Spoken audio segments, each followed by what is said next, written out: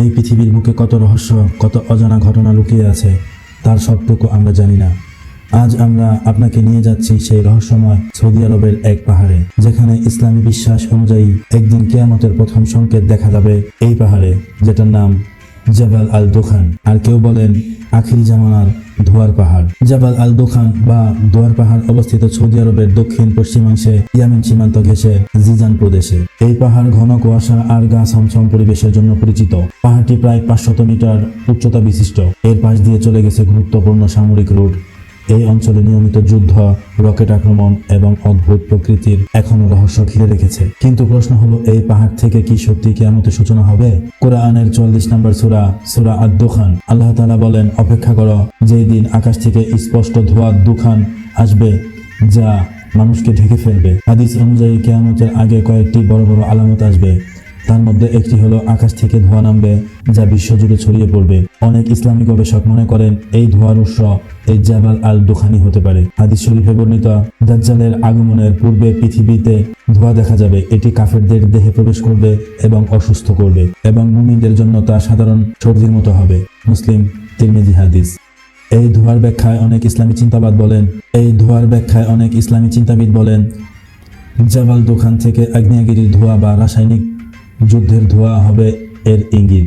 বিজ্ঞানীরা বলেছেন এই পাহাড়ের নিচে রয়েছে সক্রিয় আগ্নেয়গিরি। এছাড়াও এখানে গ্যাস ও সালফারের ভান্ডারও রয়েছে। সৌদি সরকারের একটি ভূগোল জরিপে জানা গেছে এলাকাটি ভূমিকম্প প্রবণ এবং ভূগর্ভে চাপা গ্যাস একদিন বিস্ফোরণ ঘটতে পারে। তাহলে কি ধোঁয়ার পাহাড় থেকে একদিন ধোঁয়া উঠে পুরো দুনিয়া ছড়িয়ে পড়বে?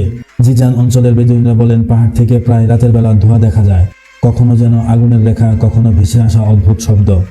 কেউ কেউ বিশ্বাস করে এই পাহাড়ে জিনদের বসবাস রয়েছে। তারা এই ধোঁয়ার মাধ্যমে পৃথিবীতে মানুষের উপর প্রভাব বিস্তার করতে চায়। 2015 সালে ইয়েমেন যুদ্ধের সময় হুতি বিদ্রোহীরা এই জাবাল আল দোখান এলাকায় রকেট হামলা চালায়। এলাকা সাময়িকভাবে রক্তাক্ত হয়ে ওঠে। অনেকে বলে এই এলাকাটি শুধু ভূরাজনৈতিক নয়, বরং আধ্যাত্মিক যুদ্ধের অংশ। কিয়ামতের আলামতের মধ্যে কি এই যুদ্ধ ছিল একটি ছোট ইঙ্গিত?